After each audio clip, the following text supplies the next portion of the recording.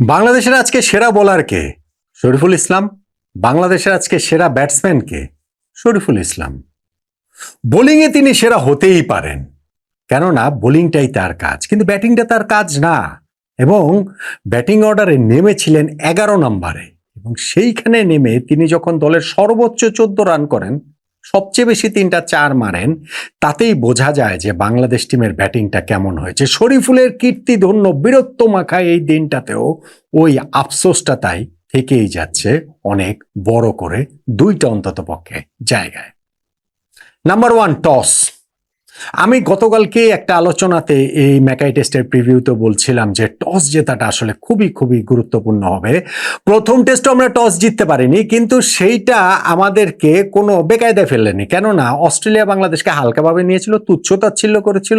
বাংলাদেশকে তারা মোটেই গোনায় ধরেনি, পাত্তা দেয়নি, যেই কারণে নিজের আগে ব্যাটিং বেছে নিয়েছে। আমি 100% নিশ্চিত যে ওই একই উইকেট কন্ডিশনে যদি Bharat, Pakistan, Sri Lanka, New Zealand, England, south Africa, যেই দলের কথাই আপনি বলেন না কেন, প্রত্যেকটা দলের সাথে অস্ট্রেলিয়া আগে বোলিং নিত, বাংলাদেশকে পাত্তা দেয়নি, আগে ব্যাটিং নিয়েছে। কিন্তু বাংলাদেশ তাদেরকে সেইটা একেবারে দাঁত ভাঙা জবাব দিয়ে দিয়েছে যখন তাদেরকে প্রথম ইনিংসে 198 রানে অল আউট করে দেয়। সো এই টেস্টে আবার টস জয়টা গুরুত্বপূর্ণ ছিল, কেননা এই টেস্টেও যদি অস্ট্রেলিয়া টস জিতে, আবারও তারা যে আগে ব্যাটিং নিবে ওই ভুল তারা করবে না।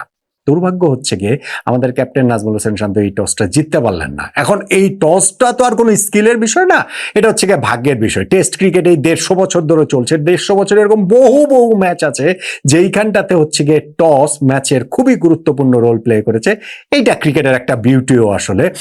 সো এইখানটাতে আমরা রিসিভিং এন্ডে আমরা আসলে এই টসটা জিততে পারিনি, এই আক্ষেপটা প্রথম দিন শেষে যেমন রয়েছে, ম্যাচ শেষেও না প্রবলভাবেই থেকে যায়। প্রথম দিন শেষে কেন রয়েছে? কেননা ভাই, আমরা মাত্র 64 রানে ব্যাটিংয়ে অল আউট হয়ে যাওয়ার পরও আমাদের বোলাররা যেইভাবে কামব্যাক করেছেন, যেইভাবে অস্ট্রেলিয়ার 8টা উইকেট আমরা তুলে নিয়েছি, সেই ক্ষেত্রে যদি আমরা টসে জিতে আগে বোলিং নিতাম, তাহলে অস্ট্রেলিয়ার এই ব্যাটসম্যানদেরকে আমরা আরো অনেক চ্যালেঞ্জের মুখে অবশ্যই ফেলতে পারতাম। আমি বলছি না যে বাংলাদেশ আগে বোলিং নিলে অস্ট্রেলিয়াকে 64 রানে অল আউট করে দিত, কিন্তু ডেফিনেটলি ম্যাচে তখন বাংলাদেশ একটা আপার হ্যান্ডে থাকতে পারত, কেননা আগে ব্যাটিং করার কারণে এবং আমাদের সেই ব্যাটিং বিপর্যয়ের কারণে আমরা যে পিছিয়ে পড়েছি, আমাদের সেই পিছিয়ে পড়া থেকেই এখন ম্যাচে ফেরার চেষ্টাটা প্রতিনিয়ত করতে হচ্ছে। আর আগে যদি আমরা বোলিং পেতাম, প্রত্যাশা অনুযায়ী বোলিং যদি আমরা করতে পারতাম, যেটা আমরা আগের টেস্টে দেখেছি, যেটা আমরা এই টেস্টেও দেখালাম আর কি, সেই ক্ষেত্রে ম্যাচের শুরুতেই বাংলাদেশ এগিয়ে যেতে পারতো, ওইটা আমাদের জন্য আরেকটু কমফোর্টেবল জায়গা হতো। সো টসটা যে আমরা জিততে পারিনি, এইটা বাংলাদেশের জন্য অবশ্যই বিরাট বড় একটা আফসোস, দুঃখ, আকারের জায়গা। কিন্তু ব্যাটিং এর সেই জায়গাটাতে এইটাকে কি অজুহাত হিসেবে দাঁড় করানো যায় যে না, বাংলাদেশ টস হেরেছে, অতএব আমরা 64 রানে অল আউট হতে পারি, অতএব আমরা 12 রানে 5 উইকেট হারাতে পারি, অতএব আমরা 21 রানে 6 উইকেট হারাতে পারি, অতএব আমরা টেস্ট ক্রিকেটের ইতিহাসে সর্বনিম্ন রানে অল আউট হয়ে যাওয়ার রেকর্ডটার মুখে পর্যন্ত পড়তে পারি, নিজেদের সর্বনিম্ন রানের রেকর্ডটার মুখে পড়তে পারি। এগুলো কোনো কিছুই শেষ পর্যন্ত হয়নি। কিন্তু বাংলাদেশ যে ব্যাটিং করেছে ভাই, এই টসে হারা সত্ত্বেও, উইকেট কন্ডিশনে বিবেচনায় নেওয়া সত্ত্বেও, মিচেল স্টার্কের সে আগুনে বোলিং সত্ত্বেও, এগুলা কোনো কিছুই আসলে আমাদের এই ব্যাটিং বিপর্যয়টাকে একটা সান্ত্বনা হয়ে আসতে পারছে না। ভাই, বাংলাদেশ আগে ব্যাটিং করেছে এরকম উইকেটে, তো টেস্ট ক্রিকেটে এরকম উইকেট আমরা খেলবো না, এরকম মানে ফায়ার্ড আপ প্রতিপক্ষের বিপক্ষে আমরা খেলবো না। আগের ম্যাচে হেরে যাওয়ার পর অস্ট্রেলিয়া যে বাঘের মতো, সিংহের মতো ঝাঁপিয়ে পড়বে, সেটা আমরা জানবো না। এবং সেইটার জন্য আমাদের কোনো প্রস্তুতি, যেই প্রস্তুতি থাকছে, অবশ্যই প্রস্তুতি ছিল, প্রস্তুতি থাকবে না এটা বলাটা হাস্যকর কথা, কিন্তু সেটার এক্সিকিউশন থাকবে না।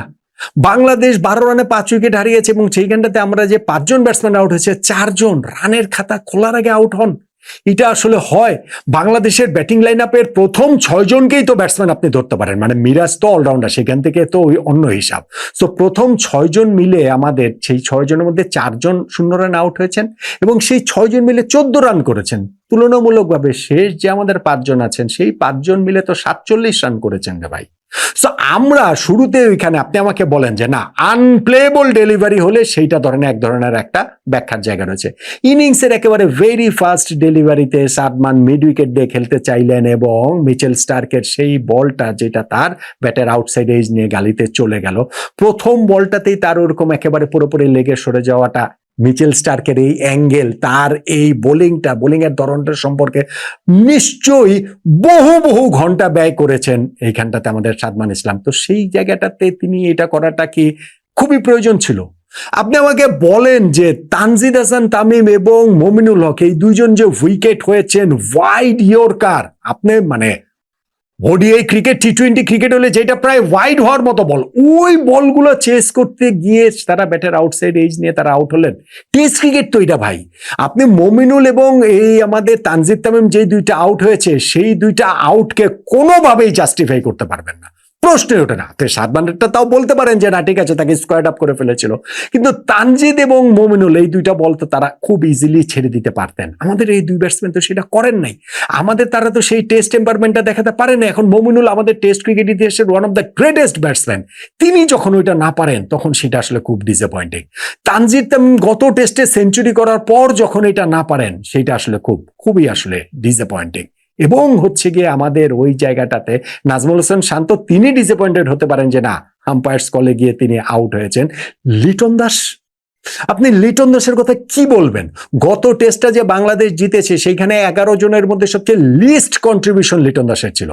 অবশ্যই টিম গেমে সবাই তো কন্ট্রিবিউট করবে না, কিন্তু আমি জাস্ট এটার ফ্যাক্ট, লিস্ট কন্ট্রিবিউশন লিটন দাসের ছিল, তিনি 0 রানে আউট হয়েছেন। ফলে এই টেস্টে তার কাছ থেকে তো ভালো কিছু বড় কিছু প্রত্যাশিত ছিল, সেই তিনি এইখানটাতে একটা লাইফও পেয়ে গিয়েছিলেন। 0 রানের সময় লাইফ পেয়ে ভেরি নেক্সট ডেলিভারিতে তিনি আউট হয়ে যান। তিনি নিজেকে কিভাবে সান্ত্বনা দেবেন আমাকে বলেন তো? তানজিদ তামিম গত টেস্টে 0 রানের লাইফ পেয়ে তিনি সেঞ্চুরি করেছেন, আর লিটন দাস 0 রানের লাইফ পেয়ে 0 রানেই আউট হয়ে গেছেন। গত টেস্টেও যিনি 0 রানে আউট হয়েছেন, অর্থাৎ অস্ট্রেলিয়ার বিপক্ষে এই সিরিজে এখনো লিটন দাস রানের খাতা খুলতে পারেন নাই। এইটার কি ব্যাখ্যা আমাকে বলেন? আমাকে বলেন যে মুশফিকুর রহিমের আউটটার কি ব্যাখ্যা? যেইখানটাতে আমরা 12 রানে 5 উইকেট হারিয়ে ফেলেছি, এরপরে মুশফিক একটা পার্টনারশিপ করার চেষ্টা করছিলেন, 40-41টা বল তিনি খেলে ফেলেছেন, তারপরে একটা ইনকামিং ডেলিভারিতে ব্যাটপ্যাডের মাঝখান দিয়ে তিনি বোল্ড হয়ে যাবেন। টেস্ট ক্রিকেটে এই 100টার বেশি টেস্ট খেলার পর এখনো এই ইনকামিং ডেলিভারিতে মুশফিকের যে দুর্বলতা, সেই দুর্বলতা থেকেই যাবে। অবশ্যই সব ব্যাটসম্যানের সব বোলারেরই তাদের স্ট্রেংথ থাকে, তাদের উইকনেস থাকে, কিন্তু মুশফিকের এই উইকনেসটা এরকম এক্সপোজ যে হচ্ছে গিয়ে তারা অস্ট্রেলিয়া এইভাবে কাজে লাগালো। সো ওগুলো আসলে খুবই ডিসঅ্যাপয়েন্টিং। যেটা আমি বলছিলাম যে ধরেন আমাদের এই প্রথম 6 ব্যাটসম্যানের মধ্যে তাদের মধ্যে হচ্ছে গিয়ে 4 জন, সাদমান ইসলাম, তানজিদ হাসান তামিম, নাজমুল হোসেন শান্ত, লিটন দাস, তারা হচ্ছে গিয়ে 0 রানে আউট হয়েছেন না ভাই। এবং বাকি যে 2 জন, সেটা মমিনুল 9 করেছেন, মুশফিক 5 করেছেন। 9 আর 5 14 রান আমাদের টপ 6 ব্যাটারদের থেকে এসেছে। তার চেয়ে আমাদের শেষ 5 জন ব্যাটারদের থেকে হচ্ছে গিয়ে 47 রান এসেছে। 11 নম্বরে নামা শরীফুল, তিনি 14 রান করেছেন। 11 রানে নট আউট তাইজুল, 11 রান করেছেন মিরাজ, আরো হচ্ছে গিয়ে ওইখানটাতে 10 রানও রয়েছে হাসান আমাদের, 1 রান করেছেন হচ্ছে গিয়ে Taskin Ahmed. So batting order কি সে উল্টায় দেওয়ার কথা যে আমরা বলি বিভিন্ন সময়, মানে দুঃখ রাগ ক্ষোভ থেকে যে সোশ্যাল মিডিয়ায় বলা হয়, আজকের বাংলাদেশের ব্যাটিংটা ওই রকমই ছিল। কিন্তু হ্যাভিং সেইড দ্যাট, এই যে আমাদের যে 2টা জায়গা, মানে গত দিনই আমি বলছিলাম আমাদের হয় টসটা আমাদের পক্ষে আসতে হবে, আসে নাই, এটা আমাদের হাতে নাই, কিন্তু ব্যাটিংটা তো আমাদের হাতে ছিল। 100 মানে এখানে যে 64 রান আমরা অল আউট হয়েছে, অন্তত পক্ষে 200টা রান যদি আমরা করতাম তাহলে তো ম্যাচে এই মুহূর্তে আমরা এইরকম একটা বিপর্যয়কর অবস্থার মধ্যে দাঁড়িয়ে। ভাগ্য যে আমাদের বোলাররা আমাদের ম্যাচে ফিরেছেন, আমাদের শরীফুল আমাদের ম্যাচে ফিরেছেন, এরকম দুর্দান্ত একটা ফায়ারি স্পেল তিনি করেছেন, জোড়া উইকেট শিকার করেছেন একেবারে 2টা ওভারে, এবং 2টাই তার 2 স্পেলের প্রথম 2 ওভারে। এবং সেইখানটাতে আমাদের ক্যাপ্টেন নাজমুল হোসেন শান্তর অবশ্যই হিউজ ক্রেডিটটা দিতে হবে, যেই কারণে যে অস্ট্রেলিয়া একসময় মনে হচ্ছিল যে প্রথম দিনই বাংলাদেশের কাছ থেকে ম্যাচটা নিয়ে যাচ্ছেন, ওই জায়গাটা থেকে আমরা কামব্যাক করতে পেরেছি। আমাদের এইখানটাতে হচ্ছে গিয়ে টি এর আগে তাদের 3 উইকেট, তারপরে 4th উইকেট যে পার্টনারশিপটাতে 77 রান হয়ে গিয়েছিল ওই স্টিভেন স্মিথ এবং ক্যামেরন গ্রিনের, সেই পার্টনারশিপটা শরীফুল যেভাবে ব্রেক করলেন দুর্দান্ত একটা ডেলিভারিতে, এবং সেই যে ভেতরে ঢোকা ডেলিভারিতে স্মিথকে রং লাইনে খেলতে যে তাকে এলবিডব্লিউ করলেন। এরপরে আবার জোড়া উইকেট আরেক ওভারটা নিলেন বাউ ওয়েবস্টার আর হচ্ছে গিয়ে প্যাট কামিন্সের। শুরুতে জোড়া উইকেট তিনি নিয়েছিলেন ট্রাভিস হেডের আর হচ্ছে গিয়ে ওই জায়গাটাতে মার্নাস লাবুশনের। ফলে আগুনের জবাব আগুন দিয়ে আমরা দিতে পেরেছি, মিচেল স্টার্কের জবাব শরীফুল দিয়ে আমরা দিতে পেরেছি, কিন্তু তারপরেও তো দিন শেষে আমরা পিছিয়ে আছি রে ভাই 101 রানে। এই ম্যাচটাতে আমরা সেই কোণঠাসা অবস্থাতে রয়েছি। টেস্ট ম্যাচের কালকে পরশু ব্যাটিং এর জন্য তুলনামূলক ভালো হবে, কিন্তু আমরা এতটা ম্যাচে পিছিয়ে রয়েছে, আরো অনেক পিছিয়ে থাকতে পারতাম, কিন্তু এখনই যতটা পিছিয়ে আছে সেই জায়গাটা থেকে কামব্যাক করাটা বাংলাদেশের জন্য আরো প্রবল হবে, মানে একেবারে ম্যাচের কন্টেক্সট যদি বলেন তাহলে সেটা কঠিন হবে। কিন্তু সেইখানটাতে টসের আফসোসটা এমনি থাকতে পারে, ব্যাটিং এর আফসোসটা আসলে ব্যাখ্যাটা কি আমাকে বলেন তো দেখি। যে আমরা এই গত টেস্টে এত ভালো ব্যাটিং করলাম, আমরা 138 ওভার ব্যাটিং করলাম, অস্ট্রেলিয়ার বোলিং লাইন আপকে টায়ার্ড করে আমরা ছেড়ে দিলাম, সেই বাংলাদেশের এইরকম পারফরমেন্সটা আসলে ব্যাটিং পারফরমেন্সটা খুবই খুবই খুবই ডিসঅ্যাপয়েন্টিং। এবং আমি মনে করি যে বাংলাদেশ যদি সেকেন্ড ইনিংসটাতে ব্যাটিংয়ে, অবশ্যই অস্ট্রেলিয়ার লাস্ট 2টা উইকেট তুলে নিতে হবে, এরপর সেকেন্ড ইনিংসে ব্যাটিংয়েও যদি আমরা খুব ভালো কিছু করতে পারি, ফার্স্ট টেস্টের অ্যাপ্লিকেশন যদি নিয়ে আসতে পারি, ব্যাটিংয়ের জন্য নেক্সট 2টা দিন ভালো হবে, ফলে ওইখানটাতে সেই ক্ষেত্রে ম্যাচে বাংলাদেশের ভালো কিছু করা এখনো একেবারে অসম্ভব না।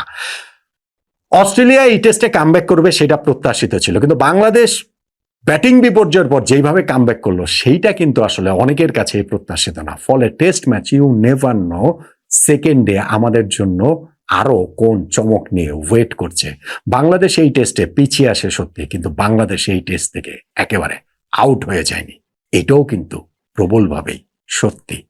আর প্রথম দিনের আফসোসের জায়গা জুড়ে টসটাকে একপাশে রাখলেও, যেহেতু আমাদের কিছু করার নাই, ব্যাটিংটার দুঃখটা আসলে বলাটা খুব কঠিন। ম্যাচ শেষে গিয়েও কি আমরা, সিরিজ শেষে গিয়েও কি আমরা টসের জন্য আর প্রথম ইনিংসে ব্যাটিং এর জন্য আক্ষেপ কি আমাদের থাকবেই বলুন তো?